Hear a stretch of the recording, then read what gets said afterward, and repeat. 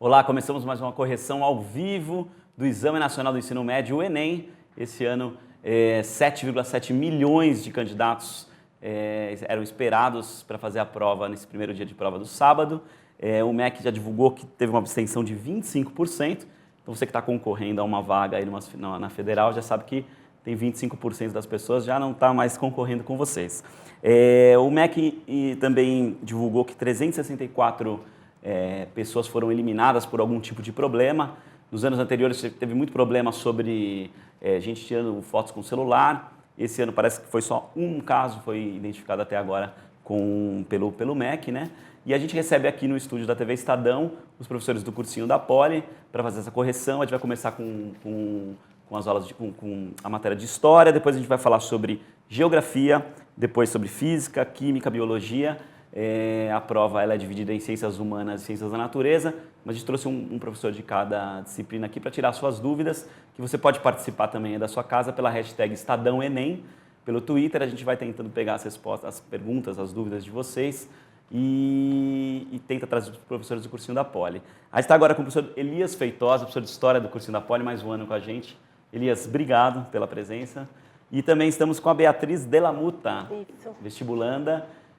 Beatriz, obrigado pela presença. Como você é a parte principal aí de todo esse processo do exame, né? E eu queria saber de você, o que você foi fazer o Enem para quê? Você quer fazer que curso? E está fazendo cursinho no cursinho da Poli há quanto tempo? Me conta um pouco sobre você. Então, eu entrei no cursinho da Poli na turma de agosto do ano passado. Com o início eu queria prestar turismo, eu não queria a área de educação. Aí depois, com o tempo, eu resolvi realmente o que eu queria. Pelo Enem eu vou prestar História e Geografia. Legal. E está confiante? Como que foi o seu desempenho hoje? Hoje o desempenho em Ciências Humanas é sempre mais fácil. A parte tranquila para você, né? Aí chega em Ciências da Natureza, dá uma balançada, mas a gente consegue resolver. Você fez outras edições? Você fez... Já tinha feito o Enem uma outra vez no ano passado? Eu fiz o meu terceiro ano. O terceiro ano. Sim. E você achou que esse ano está mais difícil? A gente sempre pergunta, estava mais difícil, mais fácil? Estava mais complicado. A prova estava mais chatinha para resolver, tinha muitas alternativas parecidas que confundia bastante. E o tempo, mais ou menos? O tempo? Tempo de texto, o que você achou? Eu consegui assimilar bem, eu assinei a ata, eu fui a penúltima a sair da minha sala. Aí quando Usou o tempo realmente? Usei certinho. Deu para calcular os 3 minutos e pouquinho de cada questão. Legal. O tempo do gabarito. Aí você sai calmo, achando que vai dar certo. Elias, essa parte de história, enfim, que você conhece bem, você concorda com ela? A prova tem ficado mais difícil mesmo? Ou sempre segue uma tendência? O que você achou de maneira geral, principalmente em relação à dificuldade, que é o que todo mundo está mais preocupado, se vai saber se vai bem ou não e se preparou adequadamente? Bem, então, Saldanha, nessa tarde aí, a todos os internautas que estão acompanhando a gente, famílias e afins, comparando com o ano passado, a prova foi um pouco mais exigente. O nível de complexidade foi diferente porque tem a seleção dos textos, essa questão que a Bia colocou das alternativas, às vezes uma mais próxima da outra, você constantemente lê o texto, vai para a alternativa, vai para o texto, vai para a alternativa, isso desgasta um pouco o aluno, né? Na leitura. E assim, fragmentos que em alguns tópicos que não eram tão de simples e imediata leitura, você tinha que pensar, ver o comando da questão com bastante atenção e, de um modo geral, assim, na nossa avaliação, subiu um pouco o nível de dificuldade. De mediano para indo mais para mais complexo nesse ano. Você falar sobre algumas questões, você, como mais uma vez eu repito, pode participar pela hashtag EstadãoEnem, mas a equipe do Estadão também esteve nos locais de prova acompanhando a realização da prova e conversou com alguns candidatos que fizeram as provas e depois da realização desse primeiro dia, a gente trouxe algumas perguntas aqui para os professores do cursinho da Poli. Começava uma pergunta de alguém, de um candidato, o professor Elias. Charge que de uma mãe lendo o jornal e anunciando para a família no jantar. Só neste ano entraram no Brasil 2 bilhões de dólares. Daqui a 10 anos? Daqui a 10 anos. E depois de ouvir isso, o pai começou a bater na cabeça do filho, falando assim, tadinho. Daí as questões envolviam, interpretação do texto. O que isso queria dizer? Tá aí a pergunta da Luísa Gomes, que esteve aí no local de prova aqui em São Paulo. E aí, Elias, o que você tem a comentar Então, a pergunta que a Luísa fez, ela tem como referência uma charge do Ziraldo, né, que foi um importante nome durante o combate ao regime militar, envolvido com Pasquim, engajado na luta contra a ditadura, está aí atuante, ainda firme e forte na nossa produção cultural brasileira.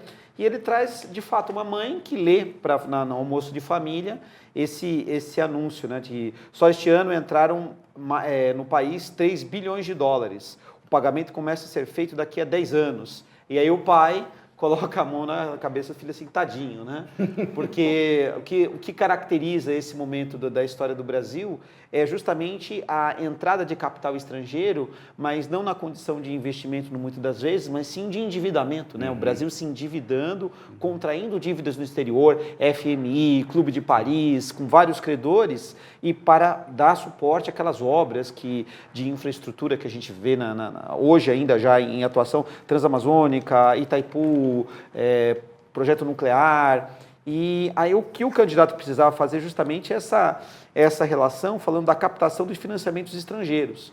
Então, claro que vai depender da prova que ele fez, mas a melhor alternativa seria essa daí, que mostra a entrada do capital estrangeiro para investimento em infraestrutura. Legal. E o tema ligado ao regime militar, que a gente fala tem sido bastante recorrente nos exames do Enem. Né? Ano passado apareceu a Comissão Nacional da Verdade, esse ano passou essa questão econômica, né? Que inclusive às vezes a gente está vendo aí um revival de alguns falando volta à ditadura, né? Sim. E infelizmente eles tentam se amparar nesse tipo de número. Olha, eles investiram não sei quantos bilhões, houve crescimento econômico, né? Então é um tema que requer uma atenção bastante importante para compreender o Era esperado esse tema? Era esperado dessa abordagem? Assim, dessa abordagem não necessariamente. Eu achei até uma abordagem criativa, né? Pegar uma charge, lembrando que no caso aqui tem a situação de que naquela época não podia, né? Falar de um modo tão aberto e tal. Então o Ziraldo aí usando a caricatura, usando esse recurso do humor, né? Para falar. Mas foi, acho que, uma forma assim, acessível para o estudante. Não era talvez uma coisa mais fechada de um texto de um especialista, alguma coisa assim. Eu acho que tem um aluno de vocês, o Rafael Preto Pereira, mandou aqui para você, Elias, fala para o Elias que ele é mito, apenas mito. E Bia, você achou essa questão específica te trouxe confusão? Foi tranquila para você? Não, eu gostei dessa questão. Do jeito que o Elias falou, ela foi bem criativa. Você só tinha que saber assimilar isso com a entrada do empréstimo estrangeiro e tudo, e saber assimilar com o período. Aproveita que você está aqui, qual questão que te tirou alguma dúvida? Você está folheando a gente a prova? Sobre o calendário medieval do século XV. Que é uma pergunta que tinha um desenho grande na página. Eram 12 quadrinhos mesmo. E a pergunta era bem criativa, falando, com base na análise do calendário, aprende-se uma concepção do termo.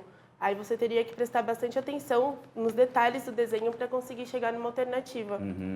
E ela deixava meio que uma dúvida, assim, ela ficava meio que confusa. Aí você saiu insegura. Eu quero saber se foi. E aí, Elias? Então, bem, primeiro agradecer as palavras do Rafael, aí que tem aula com a gente, né? Mas eu sou apenas um professor só. Todo professor é eu só leciono.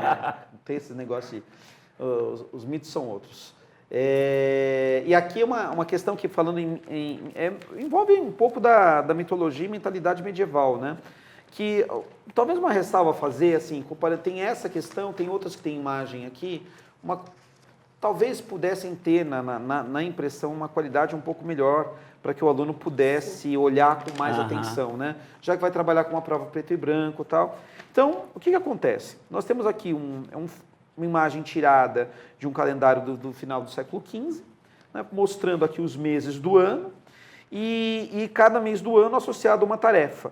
Né? Então, o que está sendo cobrado aqui é justamente o que? O candidato, ele analisar esse documento iconográfico, fazer a análise, né, dessas figuras, quem que está o que está fazendo aqui.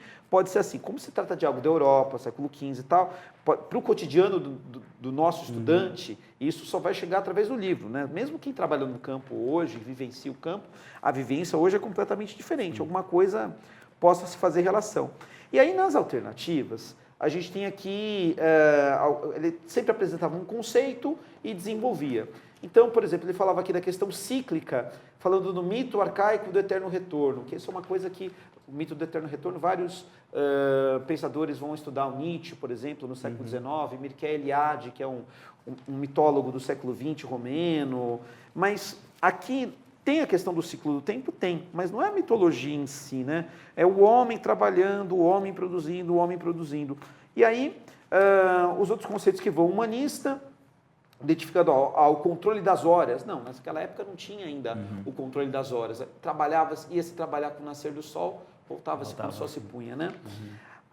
A perigosa letra C, escatológica, associada a uma visão religiosa, aí aquela coisa, meu Deus, Idade Média, teocentrismo, igreja, e o problema assim, a gente fala no nosso cotidiano, assim, escatologia, usando essa expressão para a literatura, que tem a ver com a coisa das excretas, excrementos, coisas que causam nojo, né? Mas na tradição medieval é uma área da teologia, scatos é o último, fala que é a teologia das últimas coisas, é o pensar o final do mundo. Só que aqui é o ciclo do tempo normal. Então, essa alternativa não dá para ficar. A melhor alternativa seria a letra D, natural, que expressa o trabalho realizado de acordo com as estações do ano. Cada estação do ano tem a sua atividade que compõe esse ciclo. Né? Então, essa aqui. E a letra E fala em romântica, visão bucólica, tá? Olha, de bucólico aqui não tem nada, aqui tem bastante suor, né? É verdade. O que mais, Beatriz? A gente está com o tempo estourando, acho que tem mais uma pergunta que a gente consegue fazer. Eu queria saber sobre uma da África que caiu, que é do poema Voz de Sangue. Putz, essa África contemporânea, duas questões de África contemporânea. Então, quer dizer, outra temática que a gente sempre trabalha com essa gente, olha, questão ligada à África, povos africanos, indígenas, né? Também apareceu.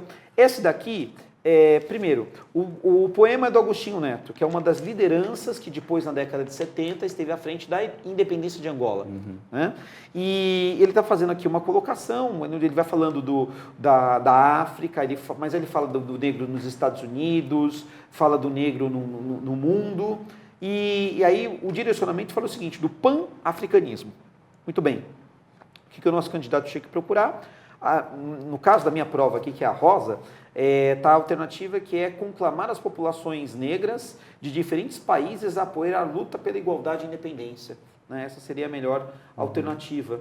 E assim, aqui ele está falando da década de 40, ele na sua juventude, clamando liberdade, liberdade, vem a Segunda Guerra Mundial, aí depois a África Portuguesa ainda sob a dominação ali salazarista, e só na década de 70, com essa assim, queda do salazarismo e o movimento de independência, ele assumindo a linha de frente. Então, acho que sim, foi bastante feliz a temática. Sim. Agora, o problema se o candidato não tinha alguma informação sobre esse contexto, a África na Segunda Guerra, a África ali na segunda metade do século XX, ela podia se tornar bem difícil. Não é só na escola não é muito comum, né? Não é muito comum. Lias, obrigado. A gente vai continuar com a Beatriz aqui. Daqui a pouquinho a gente volta para a parte de geografia. Até daqui a pouco. Olá, voltamos com a correção e com os comentários do Enem 2015. Está conversando aqui sobre a prova de Ciências Humanas. E vamos falar agora com o professor de Geografia do cursinho da Poli, o professor Rui Calarese. A Bia continua com a gente aqui. Rui, obrigado mais uma vez pela sua presença, mais um ano, na verdade. Imagina, né? pô. E vamos começar com uma pergunta que veio pelo Twitter, pela hashtag Estadão Enem. A Josili, e assina também Roraima, mandou uma pergunta para a gente falando o seguinte: vocês acham que o Enem está ficando mais amplo em questões globais? Ela deu um exemplo, caiu uma pergunta sobre o Estado Islâmico. É uma impressão dela? O Enem sempre teve essa iniciativa de tentar falar da história geral como um todo, ou alguma coisa mudou esse ano? Não, o nome dela vamos voltar aqui. Ela se assina como Roraima, mas a hashtag @Josili. Josili. Boa noite aos internautas, boa noite a Josili, ao Paulo. Realmente, se a gente olhar, né, para a prova do Enem desse ano de 2015, houve um predomínio de questões sobre globalização, temas ligados à revolução técnico-científica, a questões que envolvem aí, de fato, uma temática global, né? Há também um foco bastante grande em Brasil, no território brasileiro, questões do Brasil. Mas, de fato, ela percebeu, né, a Josili percebeu uma tendência que é o Enem ele se apropriar desse conteúdo, desse conhecimento, que tem a ver com o mundo que a gente vive hoje, com as questões que envolvem a globalização, no campo econômico, cultural, no campo do trabalho, né, do cotidiano das pessoas. Né? Então, de fato, é uma prova que busca, né, avaliar no candidato a capacidade dele fazer uma leitura do mundo que ele vive. Né? E a gente percebe que tem se ampliado isso sim no Enem. Legal. Bia, você achou isso também? Você que também está na sua área aí de domínio. Não, achei, mudou bastante. Eles estão conseguindo pegar uma forma mundial e sempre visando uns assuntos novos com a questão das atualidades. Tem uma dificuldade, né? Vamos, mais uma vez a gente esteve nos locais de prova mais cedo e trouxemos mais uma pergunta aí para os professores do cursinho da Poli, no caso o Rui. Eu tenho uma dúvida a respeito de uma pergunta que foi feita que eu não entendi, melhor, não ficou tão explícita, que é a questão número 12, que diz sobre uma menina que ela mandou a carta para o seu pai e automaticamente ela estava indicando que aceitaria que ele morresse, mesmo que fosse pelo país, numa luta lá contra o Afeganistão. Só que a questão diz assim, a situação imaginária proposta pelo autor explícita o desafio cultural do... Esse explícita não dá para entender bem o que quer dizer. Não está encaixando com o português que deveria ser feito. Então eu fiquei com dúvida nisso. E aí, Rui? Legal. Dúvida boa. Essa questão é uma questão interessante dentro desse contexto que a gente já assinalou, né, de uma prova voltada para questões gerais, globais, até mesmo geopolítica, né? Essa é uma questão interessante, porque ela aborda um tema que é o choque de civilizações. Né? Essa ideia de que existe uma oposição, um confronto entre o Ocidente, a civilização ocidental, e o Oriente Islâmico. Não é? E a situação colocada no texto, né, na introdução, é essa, né? A menina americana que dizia que amava o pai, mas que aceitava a sua luta contra né, uma civilização hostil, uma civilização violenta como a islâmica. Né?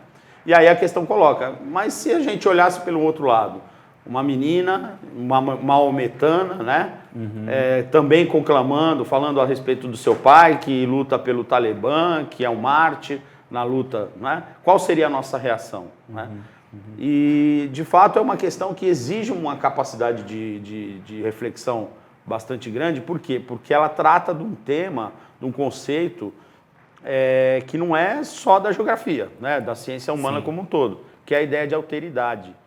Que é a ideia assim, porque o enunciado pergunta, a situação imaginária proposta pelo autor explicita o desafio cultural da alteridade. Quando eu olhei aqui, eu olhei essa prática da diplomacia, provavelmente deve ter gente que... Muita gente achou que é isso. Essa dúvida também, né? Prática da diplomacia. Na verdade, não se trata de diplomacia, porque não era uma questão que envolvia estados, relações entre estados.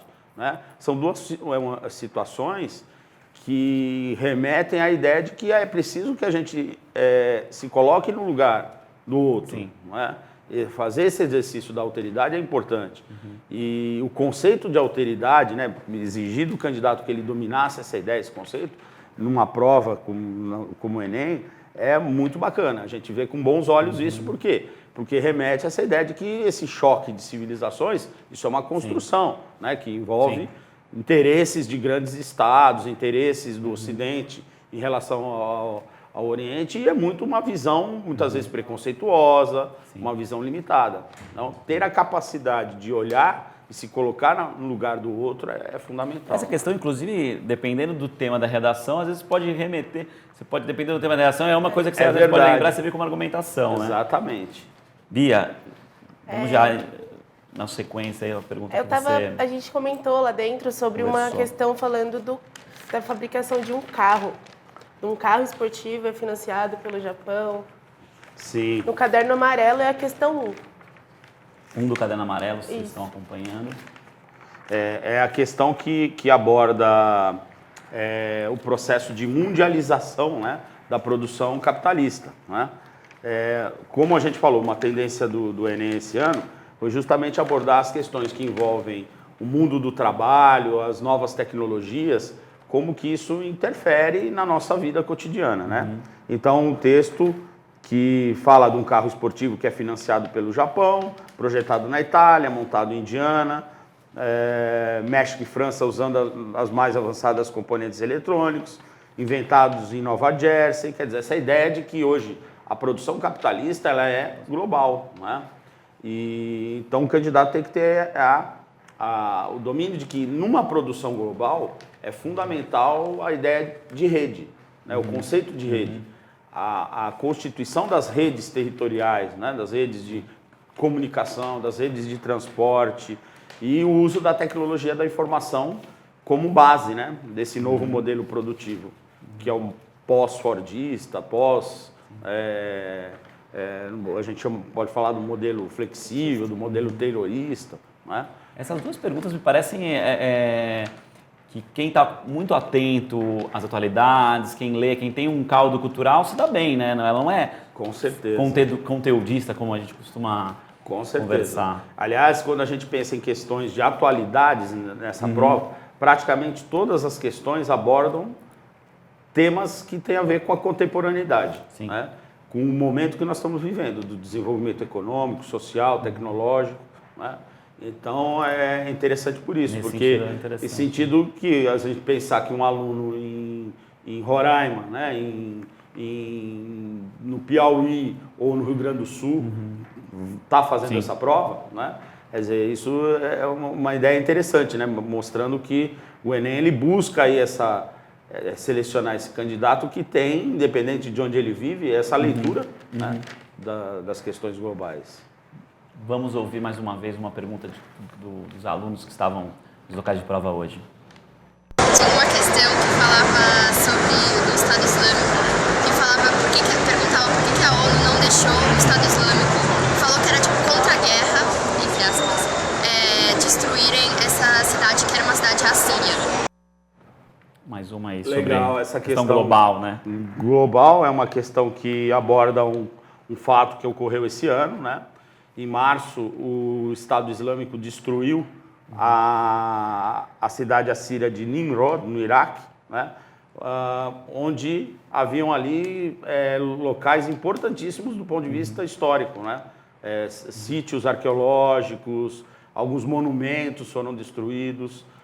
E que é triste, né, a gente, ao ver essa notícia, né, a Unesco, que é a agência da ONU que cuida da questão da cultura, né, ela condenou isso, chamou isso de crime de guerra, porque é a tentativa do Estado Islâmico apagar da história, né, um pedaço da história daquele lugar, daquele povo, daquela civilização, né.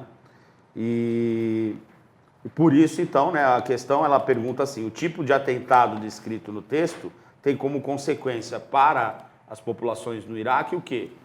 A desestruturação do seu patrimônio histórico, né? O patrimônio histórico. É a alternativa qual? B. B da prova B da azul. Azul, Se você está seguindo Isso. a A gente. alternativa não muda de um caderno. É a mesma, a alternativa não muda, né? Não muda, só muda a ordem das questões. É. Então, essa questão sobre... É interessante porque é uma questão que dialoga a história com geografia, né? Você tem um diálogo aí, uma interdisciplinaridade. A gente, na prova de ciências humanas, muitas questões mais comum, são interdisciplinares, entre história e geografia. A gente não vê, como na FUVEST, por exemplo, fazendo um paralelo, questões que envolvem as outras áreas do conhecimento, interligadas com geografia ou história. Mas entre geografia e história, né, houve algumas questões, esse é um exemplo. Né? Bia, tem mais alguma questão? Tem uma questão que eu não consegui responder por causa do tema veredas. Eu não sabia o que são veredas. Olha, e não só ela não sabia, como um internauta que também mandou para a gente, o Cassi Comuna, o Góis, mandou que são veredas. Eu fiquei, o que é isso? Veredas remete à obra, estava comentando até com o Elias, do Guimarães Rosa, Grande Sertão, Veredas, né? Que justamente fala dessa região do interior de Minas. Minas, para muita gente, é região sudeste, é a região sudeste, né? Só que o norte de Minas é nordeste, na verdade, né? O norte de Minas é semiárido, né? Então a questão aborda o seguinte, ela inicia falando que algumas regiões do Brasil passam por uma falta de água hoje, né? Mas aí ele vai dizer, há uma região, que é o norte de Minas, que com seca ou sem seca, sempre está faltando água.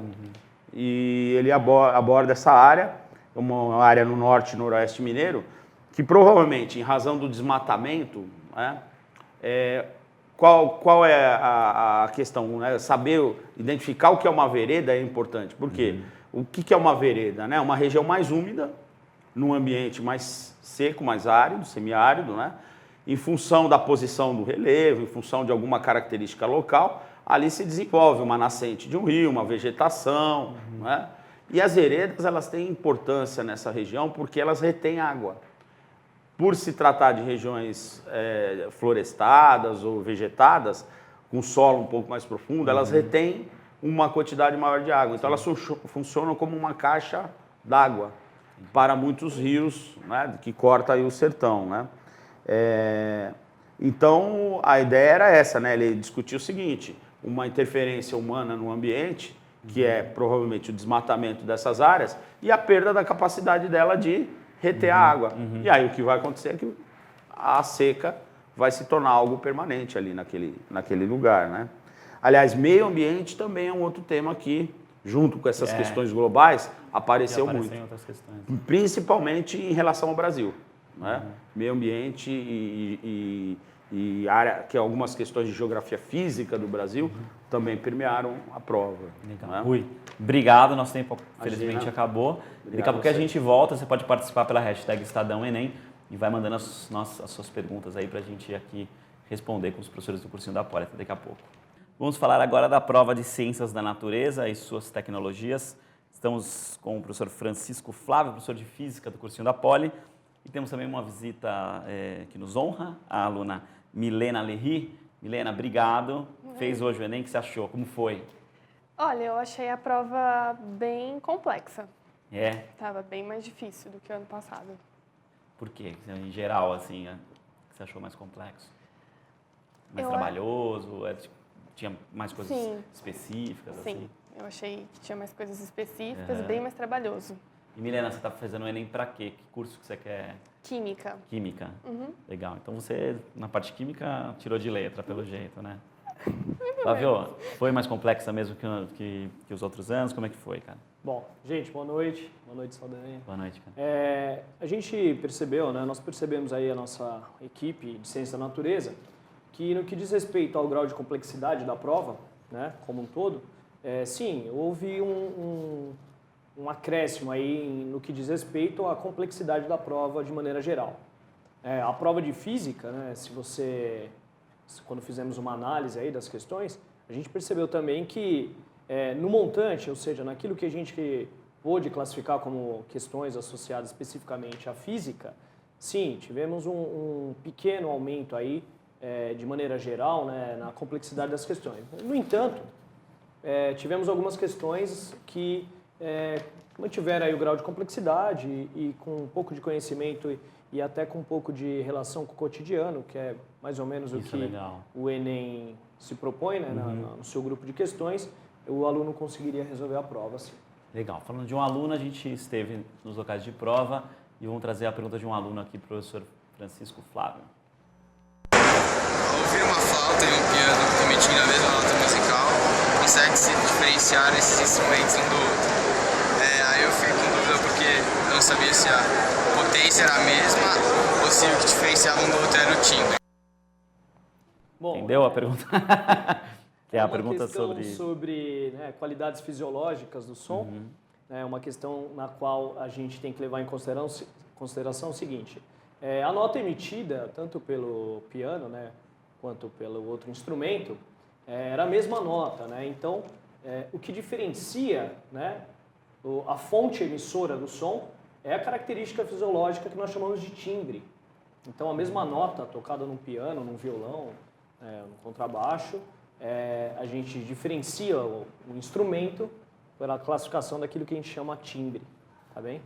Legal. E Milena, agora você aproveita, professor, que você ficou alguma dúvida na parte de física, já que a parte de química você acertou todas? Tem alguma dúvida que você trouxe de lá Tem, local a de prova? questão 49, que falava sobre circuito. E aí? Então, uma questão... Era fácil essa daí? Então, Era todo ano, né, o Enem apresenta... 49 da prova, que você está com a prova...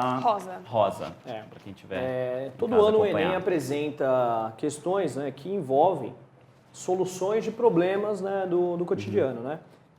Uma das habilidades que são cobradas, né, é a habilidade de dimensionamento de circuito elétrico no seu dia a dia. Eu me lembro da questão, a questão falava de 2 tomadas e uma lâmpada, né? Certo. Bom, a gente tem que lembrar que nos circuitos residenciais, esses pontos, assim como as lâmpadas, elas são, recebem, né, tem uma configuração, uma associação, que a gente chama de associação em paralelo. Por quê? Como a questão até sugere, nós temos que manter, né, a diferente potencial associada ao fornecimento pela distribuidora. Então, para que se mantenha a diferença de potencial nas três, né, tanto nas 2 tomadas quanto na lâmpada, eles devem ser associados em paralelo. Outro destaque da questão é que o examinador ele fala, olha, a lâmpada tem que ser ligada e desligada sem interferência no restante do circuito. Para que isto ocorra, você só pode desligar ou ligar a lâmpada. Então, o interruptor tem que ser conectado em série com a lâmpada e aí dava aquela configuração de circuito, se eu não me engano, era a alternativa E. Então, tem 2 tomadinhas. Você acertou? Não. Uma meia. 2 tomadas em paralelo e também em paralelo com a lâmpada e o interruptor em série com a lâmpada. Entendi. Tá bem? Trazer mais uma pergunta do pessoal que fez a prova hoje. A questão que eu tive mais dúvida foi uma que estava falando sobre o VA, o VB e o VC, e a gente tinha que escolher o protetor solar mais indicado. Aí eu fiquei bastante em dúvida para saber qual que era o protetor mais indicado para os raios UVB. Olha, inclusive pelo Twitter veio essa mesma questão. A Alice perguntou qual era a resposta da questão do protetor solar. Sim. Bom, uma questão muito bonita, né? Pelo menos. Só professores de física chamam as questões de física muito bonitas. Sim, uma bela questão. A questão falava da radiação ultravioleta, né? E evidenciava aí uma divisão dentro do ultravioleta entre o VA, o VB e o VC. Dava uma flecha, né, com sentido da frequência e dentro dessa região colocava a região de UVA, a região de UVB e a região de ultravioleta C, né, para selecionar um filtro solar que apresente absorção máxima do UVB. Então, a absorção máxima você consegue, né, pela relação fundamental da ondulatória, descobrir comprimento de onda, né, fazer o cálculo do comprimento de onda, já que foi fornecido a frequência. Nós temos a velocidade da luz, né? O Enem reforça isso, evidencia na própria questão, ó, luz e velocidade da luz, 3 vezes 10 oitava metro por segundo, essa constante aí deveria estar contigo na prova. E aí você encontra comprimento de onda máximo e mínimo para a região indicada somente para o UVB, que nos dá, dentro do gráfico, a região de 290 a 340 nanômetro, tá? Quer dizer, dentro dessa região você tinha que voltar o gráfico e encontrar o pico de absorção e pelo gráfico o pico de absorção dava o filtro 4. Então, o gráfico ajudava? O gráfico era essencial para... A leitura do gráfico só era possível com o cálculo dos comprimentos de onda. Entendi. Então, havia aí aquilo que a gente chama de conhecimento específico, né? Você tinha que dominar a relação fundamental da ondulatória para que pudesse descobrir o intervalo do comprimento de onda e dentro desse intervalo você ia perceber que o pico não é exatamente o ponto médio, mas ele está dentro dessa região, então o pico de absorção ainda era para o raio, para o protetor número 4. Uma questão que cruza muitas informações, eu particularmente achei muito bonita essa questão. Você gostou? Você achou bonita também? Gostei, que eu acertei também. Uma linda questão. Juliana, aproveita, a gente está com um pouquinho de tempo. Tem mais alguma coisa aqui? Eu tenho, eu achei a Você questão podia te 90 bem difícil. Exigia muito cálculo. 90 acho que é... Do carrinho. Do carrinho solar. Do quê? Você explica um pouquinho como é a questão. Então, essa questão está dentro daqueles temas que nós consideramos os temas recorrentes. Né? A gente pode ver aí pelo Enem, né, e pelos Enems anteriores, né, pelos exames anteriores, que nós temos dentro do grupo ou de temas, né, associados a a ciência da natureza, as transformações energéticas como um carro, praticamente um carro-chefe. Então, tanto para as relações cotidianas, quanto para as transformações energéticas dentro de química, física e biologia, né, que compõem as ciências da natureza, nós temos as transformações, as suas potências, né, associadas também, e dentro das transformações energéticas está aí a questão de uma das tecnologias, então a aplicação da energia solar, transformação da energia solar em energia mecânica, no caso do carro, energia cinética. O que chama atenção é que a questão evidencia, né, o que a gente chama de rendimento. Então, a gente sabe que toda máquina tem o seu rendimento, a questão evidenciou um rendimento, né? É uma questão muito completa, porque além do conhecimento específico, também trata das conversões entre as unidades de medida. Se eu não me engano, agora falava da velocidade do carro em torno de 108 km por hora, né? Dava a massa do carro, estava tudo em unidades que deveriam ser convertidas para a unidade do sistema internacional. E aí sim, a gente conseguia evidenciar essa transformação energética em energia cinética, que no sistema internacional daria uma aproximação, né, porque chegamos numa dízima, então dá 33 segundos. Uma questão também muito completa. Tá? Flávio, a gente tem, em geral, 3 minutos para fazer a cada questão, né? Você comentando aqui, durou mais ou menos uns 4 a 5. O cara conseguia fazer essa pergunta em 3 minutos? Olha, vamos pensar assim. Um aluno que tenha se preparado minimamente, pelo menos ele ia evidenciar as transformações. Né? O que a gente percebe, a nossa equipe faz uma leitura nesse sentido, é que a matematização dos conceitos físicos e as operações matemáticas, na grande parcela, numa parcela significativa dos alunos, é o que torna a resolução complexa. Tá? Agora, o conceito físico em si, que é a transformação energética, cálculo de potência e energia, rendimento de máquina, que no caso aí evidenciava o rendimento associado ao painel solar, isso daí em si, o conceito em si, não se mostra tão complexo. Agora, a matematização e a operação em si, matemática, poderia tornar a questão um pouco mais complexa. Na nossa avaliação, o tempo está em cima para o aluno, assim, não teria como mais um intervalo de tempo menor que esse também. O aluno ele teria que dedicar, mas esse tempo também não era alguma coisa que ia tomar metade da prova. Flávio, obrigado pela participação. Obrigado, @Margalarida mandou um beijo, falou algumas outras coisas sobre morte, as ciências da natureza, das ciências humanas, mas ela mandou um beijo para você. A gente continua com a Milena no próximo bloco. Eu não consegui me despedir da Beatriz, mas ela mandou um beijo a todos os internautas que estão nos acompanhando. Daqui 3 minutinhos a gente volta. Estamos de volta com a correção do Enem 2015 com os professores do cursinho da Poli. Vamos falar agora um pouco continuar falando da prova de Ciências da Natureza, mas agora com o professor de Química, Fábio Bueno, professor do cursinho da Poli. Professor, antes de perguntar para você, vou fazer mais uma pergunta para a Milena, porque ela quer prestar Química, eu queria saber a opinião dela dessa prova de Química. Eu estive hoje num local de prova, conversei com algumas pessoas que saíram no comecinho, e muita gente falou que a prova de Química estava muito difícil. O que você achou? Olha, das 3, Física, Química e Biologia, eu achei Química mais tranquila. Eu achei que boa a prova, estava bem elaborada. E aí, professor, concorda? A prova de Química, fazendo um comentário bem geralzão, falar fácil, médio, difícil é uma coisa bastante... depende muito do estudante, é bem relativo. Mas ela foi uma prova que foram 17 questões de Química. 17 questões de Química. Caramba, e em todas elas, uma alta complexidade na maneira como o tema foi abordado, nos enunciados e também sobre os conteúdos que foram abordados. Foram conteúdos que, ao longo do ensino médio, o estudante estuda com tranquilidade, a oxidorredução, a química orgânica, as reações orgânicas, o cálculo estequiométrico, as soluções, a termoquímica.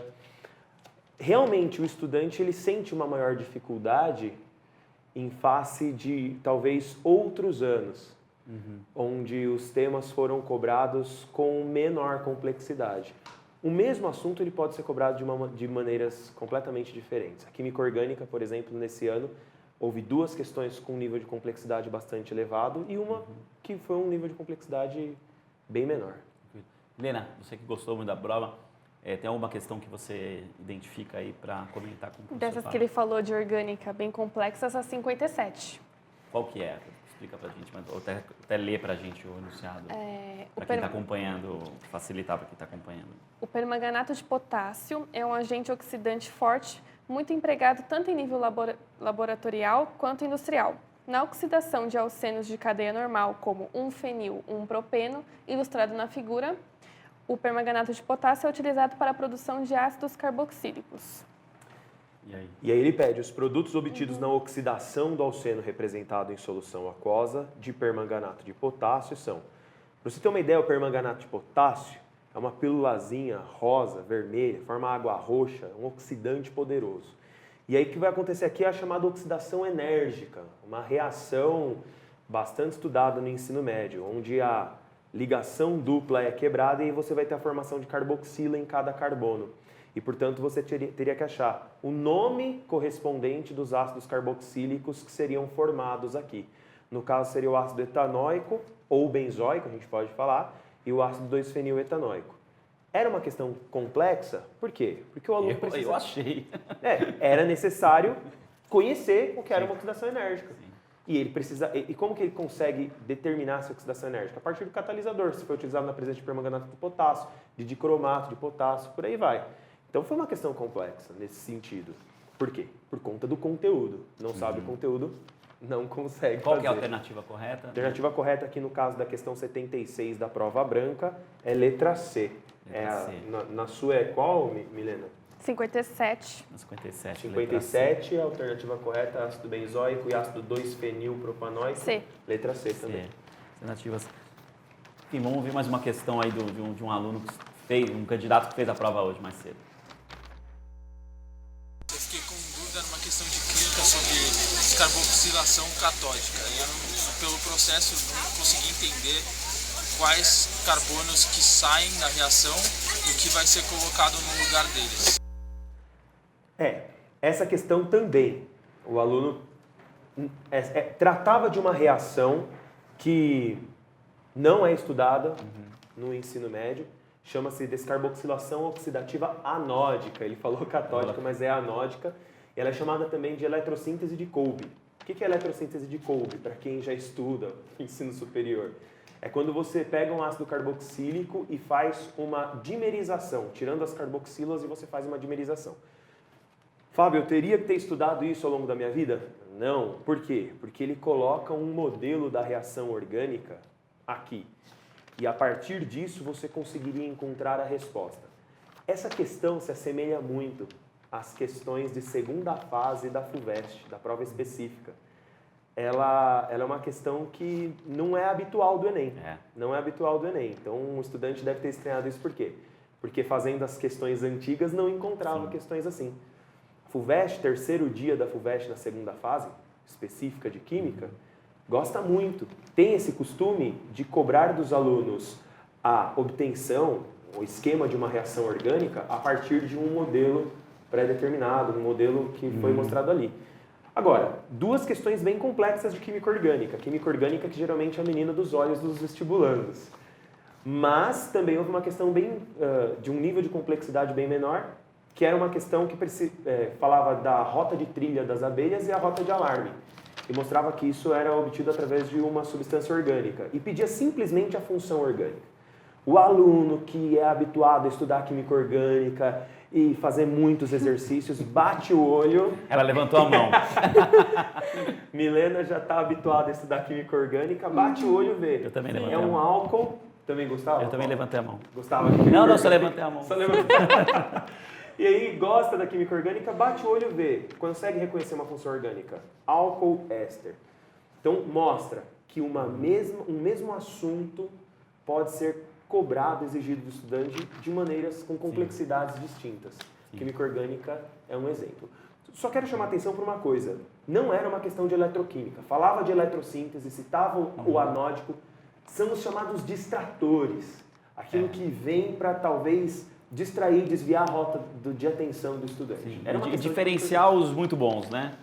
Os muito bons, o que acertou essa, muitas vezes vai ter uma situação... o carinha que vai lá e simplesmente já desiste da questão, não consegue fazer, já era. Milena, a gente tem mais um tempinho, aproveita aí, já que é a sua questão? paixão, se você tiver mais alguma questão. Você levantou a mão, vou te dar a palavra. A 69, estequiometria, como eu tenho dificuldade em estequiometria, eu achei bem difícil. É a questão que fala do sulfeto de zinco, que fala da esfarelita, não é isso? Isso. Essa questão, ela tinha, vamos dizer assim, um complicador, que falava do grau de pureza. Coloca um minério, que é a esfarelita, que é um minério que tem pureza 75%, ou seja, 75% do sulfeto de zinco. Te dava as reações e, a partir disso, ele pedia a quantidade que era formada de zinco metálico. Ou seja, primeiro você construía as proporções molares. E você tinha que reconhecer a relação entre o sulfeto de zinco e o zinco metálico. Transformava mol em grama e aí faz a regrinha de 3. Aluno gosta de falar que química é tabela periódica, é regrinha de 3. Eles gostam de desmerecer o professor de química assim, né? Mas, no caso, era o simples reconhecimento de uma proporção e, a partir disso, fazer através da regra de 3 que eles estão habituados. A análise matemática estava presente nessa prova, nas constantes de equilíbrio, na análise de proporções mais claras, estequiometria aqui, e na parte de soluções também.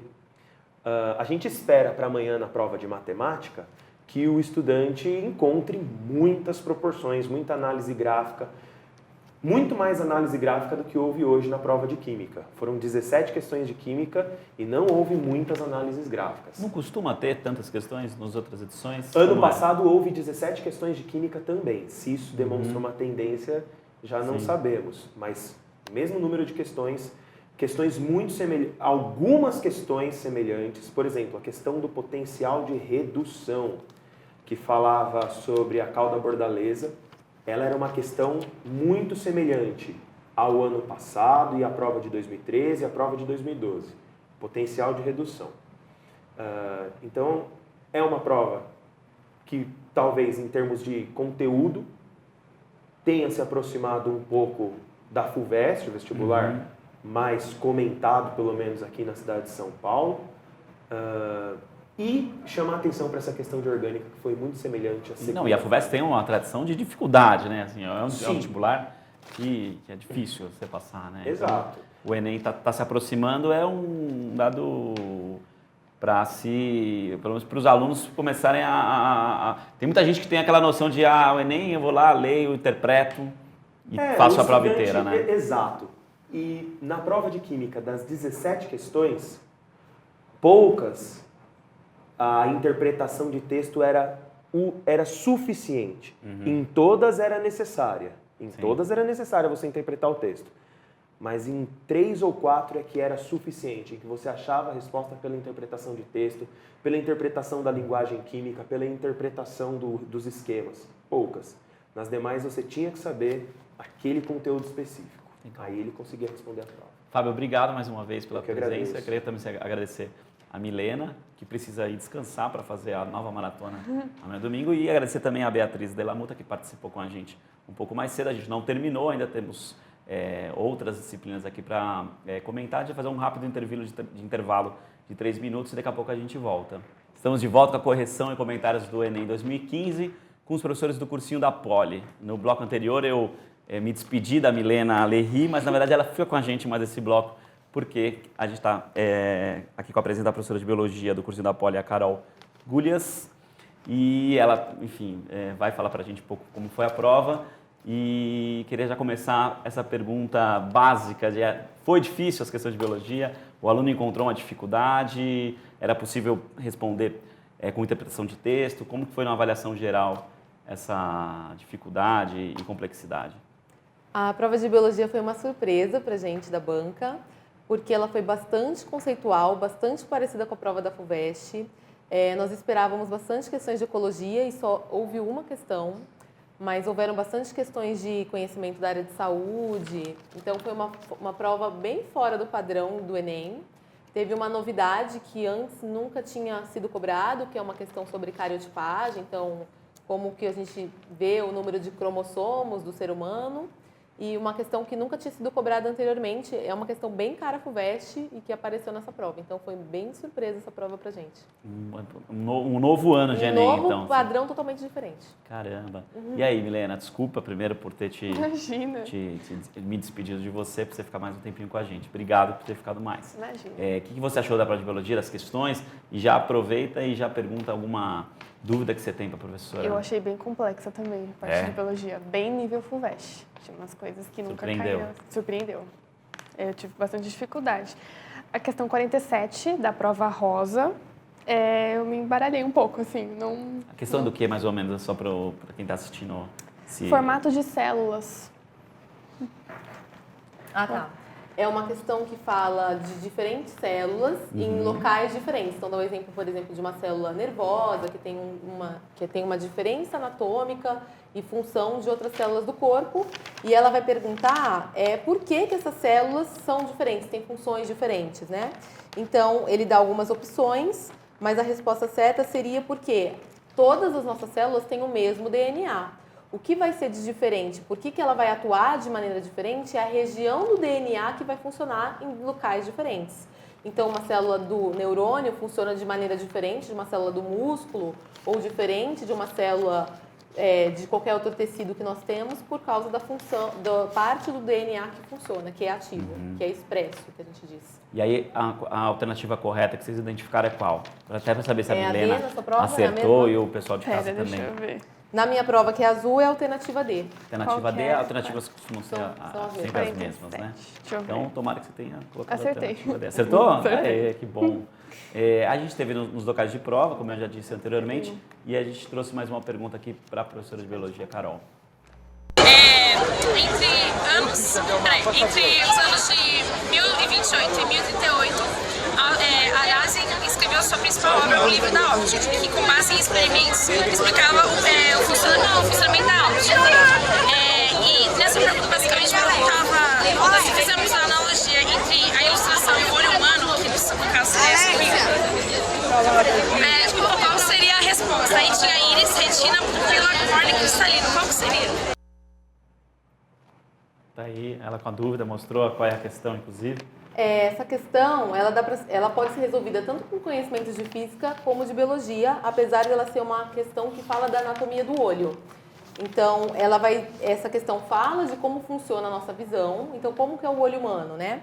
O olho humano tem uma pelinha que reveste o olho, que protege o olho, que é a córnea. A parte coloridinha do olho é a íris e esse pontinho preto bem no meiozinho é a pupila. É pela pupila que entra luz. É um buraco, né? Entra luz e essa luz vai bater no fundinho do nosso olho, que é onde vai se formar a imagem, que é a retina. O cristalino é a lente que fica logo atrás da pupila e funciona como a lente do meu óculos, por exemplo. E aí, então a resposta certa é a retina, que é onde se forma a imagem, lá no fundinho do nosso olho. Acertou, Milena? Acertei. Ai, que bom. Milena, já engata uma outra pergunta aí para Carol. Uma questão que eu achei surpreendente, igual ela falou, foi a 71. Achei o enunciado também, eu estava muito cansada já, e aí eu me embaralhei no enunciado. Como foi o seu plano? Você fez primeiro, você vai melhor em química e física? Você fez a prova de ciências da natureza primeiro ou ciências humanas? Qual foi eu fiz sua estratégia? Ciências humanas primeiro, e aí eu perdi bastante tempo em ciências humanas, eu dei uma atenção muito grande. Aí quando eu cheguei em ciências da natureza, eu comecei a fazer primeiro por química, que é a parte que eu tenho mais facilidade. Depois eu pulei para biologia e eu fiquei assim, meu Deus. Aí a física eu deixei por último, porque é a que eu mais tenho dificuldade mesmo. E biologia me surpreendeu muito. Como eu tinha dito anteriormente, eu achei química mais tranquila das três. Entendi. Assim. E essa questão que ela citou, então, professora? essa questão que eu comentei, que fugiu dos padrões da prova, falava de cariotipagem, então como que a gente vai ver... Essa é exatamente a questão que... Estilo FUVEST. Estilo FUVEST, exatamente. Então, fala que o ser humano tem 46 cromossomos e se a pessoa for homem, ela tem o último par de cromossomos, a gente coloca como XY, e se for mulher é XX. Mas ele fala que tem uma pessoa que tem uma anomalia no cromossomo. Ele não tem os 46 cromossomos, tem um a mais. Então, ele coloca aí como 47 XY, então é um homem, mais 18. Então, no parzinho 18, ele tem um cromossomo a mais. E ele quer saber qual é o nome dessa alteração. Então, é uma alteração numérica, porque eu tenho um número a mais, um cromossomo a mais. E é do tipo poliploidia. Se eu lembrar lá das minhas aulas de divisão celular, eu vou lembrar que a célula diploide é aquela célula que tem um parzinho de cromossomos, um que veio do conjuntinho do pai e o outro que veio da mãe, é uma célula diploide. Quando tem os gametas, a produção dos gametas, eu tenho uma célula haploide, que só tem metade dos cromossomos. Então, a resposta é poliploidia. Eu tenho cromossomos a mais do que eu deveria ter. E é qual a alternativa? É a alternativa C. E aí, Milena? Errei. Errou essa? Errei feio. Mas você acertou a maioria. Gente, obrigado pela presença. Mas agora sim, Milena, obrigado por ter vindo amanhã. Boa sorte na sua prova. Como está a sua expectativa para você fazer a prova amanhã? Você acha que pelo nível que você viu as questões hoje, você eu tô mais tá esperando tensa. pedreira? Assim? Tô. Eu achava que geralmente o primeiro dia é mais tranquilo, porque eu consigo organizar melhor o meu tempo, porque não tem a redação.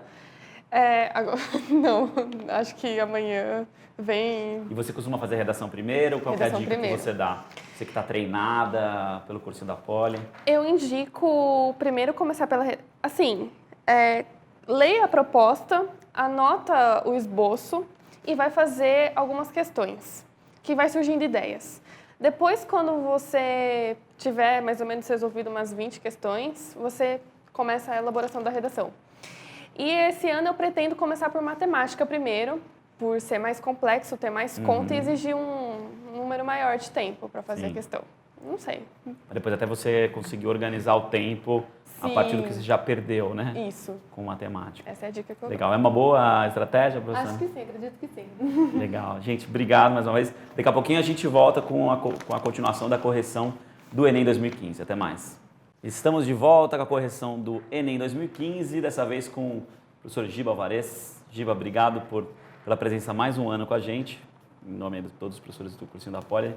E, professor, enfim, a gente comentou com vários os professores, seus colegas aqui, disciplinas específicas, e uma coisa recorrente foi essa prova, esse ano marcou um novo Enem, um Enem que foi mais difícil, muitas questões parecidas com a da FUVEST.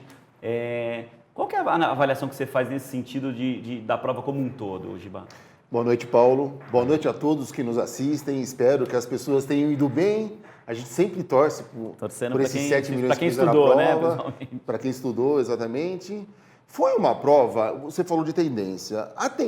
O Enem tem uma tendência. Ele não saiu, ele não deu um cavalo de pau, entre aspas, em relação ao ano passado. Não há nada que caiu na prova que não esteja nas matrizes de referência do MEC. Mas, de fato, é uma prova de média e alta complexidade. Por quê? Porque, por exemplo, em humanas, o que se cobrou de repertório do aluno é claramente um aluno que estuda não só para a escola, é um aluno estudioso. A quantidade de pensadores, tanto brasileiros, caiu Paulo Freire, Sérgio Buarque de Holanda, Simone pensadores Beauvoir, internacionais, Simone Beauvoir, Thomas Hobbes, a quantidade de pensadores que caíam na prova, na parte de humanas, mais de 15 questões foi sobre filosofia e sociologia. Então, exige um aluno não só antenado, como se dizia antigamente, não, o Enem basta você ser antenado com os assuntos do cotidiano. Não, é um aluno antenado sim, porque necessitou isso, caiu África contemporânea, caíram questões... Essa questão sobre a África contemporânea, na legenda, aparece em junho de 2015, ou seja, a prova do Enem ela terminou em junho de 2015. Mas mesmo as questões... Mais recente do que nos anos anteriores, né? Exatamente. E o fato de cobrar atualidades não é atualidade pela atualidade, o aluno tinha que fazer relações. Então, a prova de humanas foi uma prova difícil, textos curtos, mas textos de alta complexidade. Na área de ciências da natureza, e aí vai uma crítica, na parte de física, por exemplo, na parte de química, questões muito próximas ao estilo FUVEST, aqui em São Paulo. Questões que são específicas, muitas vezes específicas da área de conhecimento, e a cobrança das habilidades, ou mesmo perceber claramente quais são os distratores que tem na questão, isso ficou dificultado. Foram questões que, se você tira a legenda, são questões exatamente com o estilo FUVEST. Então, a ciência da natureza, nós achamos que foi uma prova que inovou pouco, cobrou poucas relações e não teve aquela característica geral que a gente pede de ser uma prova interdisciplinar. Que aí favorece um aluno que lê e que consegue fazer essas relações, e também um aluno que não está lá, não só aquele aluno de cursinho, ou aquele aluno de... A minha preocupação maior é, o aluno de escola pública conseguiu fazer essa prova e ir bem? O aluno de escola pública em 90% das escolas particulares. O Enem continua sendo uma prova que dialoga com o ensino médio que não existe no Brasil. É uma prova que ela serve para mostrar como deve ser a educação básica, portanto é uma prova que olha o futuro, mas claramente ela não dialoga com a educação básica que existe hoje no Brasil. A tendência dos alunos, tanto de escola particular como de escola pública, é que eles tiveram dificuldade. Entendi. E alguma questão a sua equipe entendeu que tinha alguma dúvida em relação à alternativa, que não dava para saber qual era a alternativa correta? A questão 70 da prova sul, uma questão que fala dos estilingues. Primeiro que o aluno precisava conhecer a força elástica, a fórmula clara da força elástica. Era uma questão que falava sobre o alcance de dois estilingues. Um estilingue mais duro e um estilingue mais mole. 70 da prova azul. Então... 70 da prova azul. É uma questão que, além da força elástica, é uma questão clara de conservação de energia. Quando você resolve a questão, você não tem uma alternativa. Aparece uma relação quadrada. Quando você tira a raiz, dá aproximadamente 0,7 e não há nenhuma alternativa. Que tem alguma mais próxima, assim? Ou realmente... Por aproximação, é a alternativa que está no gabarito, que é meio. Né? Mas mesmo assim, o 0,7 tem uma alternativa que é meio e tem uma que é 1. O 0,7 está exatamente entre elas. Então, o aluno poderia ter chutado 1. Sim. Né? Nós discordamos dessa questão. Nós discordamos porque, em termos de fenômeno físico, a questão não apresenta uma alternativa correta. Giba, o que esperar amanhã? O que o aluno deve esperar amanhã? Se é possível prever alguma coisa, o cara que já fez hoje e amanhã vai fazer a segunda parte da prova? A matemática é a mesma tendência. A matemática provavelmente vai ser uma prova que relaciona a própria linguagem. Dificilmente a prova de matemática ela gera relações com outras linguagens. Então, e uma prova difícil, uma prova trabalhosa. Na área de linguagens, o aluno que, se ele não prometer que não vai ficar nervoso, valeria a pena ele olhar a prova do ano passado, porque a tendência se mantém. Agora, se ele for para ficar nervoso, Paulo, o ideal é não olhar. Nós esperamos que a prova de linguagem... Quem vai estudar já estudou, dorme agora, descansa. Se ele prometer que vai ficar calmo, era bom ele dar uma olhadinha. Se não, porque eu acho que segue a tendência do ano passado. Entendi. Cobrança muito da relação entre textos. É muito comum na prova de linguagens que apareça 2 textos, como apareceu na prova de humanas hoje, né? E que ele seja obrigado a relacionar os textos. Em redação, algum tema que o aluno tenha que discutir sob o ponto de vista da cidadania e dos direitos humanos. Tem que lembrar que a redação amanhã vai ser uma redação onde o aluno ele tem que terminar propondo uma intervenção. Isso é importante. Porque isso é uma competência. E é a competência que as pessoas vão pior em geral. Então, você ir bem nessa competência, você sai na frente dos outros E vale dos outros pontos, faz uma diferença grande. Sim. Então, quando o aluno for fazer a redação amanhã não digo que ele vai enrolar, mas não vale a pena só a argumentação. Vale ele propor uma intervenção social viável que respeite os direitos humanos. Isso é uma dica muito importante para amanhã. Legal, legal. Giba, queria agradecer mais uma vez você e os professores do cursinho da Poli. Lembrar vocês que estão assistindo, amanhã continua o Enem e continua a nossa correção ao vivo também e toda a nossa cobertura. A partir do meio-dia a gente já está na cobertura ao vivo pelo portal do Estadão e a partir das 8, porque amanhã a prova tem a redação e é um pouquinho mais longa, a partir das 8 a gente entra ao vivo mais uma vez com os professores do cursinho da Poli e falaremos aí sobre todas as disciplinas e vamos também bater um papo depois no final com o Giba para fazer um apanhado do que foi a edição 2015 do Enem. Eu espero que você tenha aproveitado a correção e boa sorte amanhã no segundo dia do Enem. Até mais.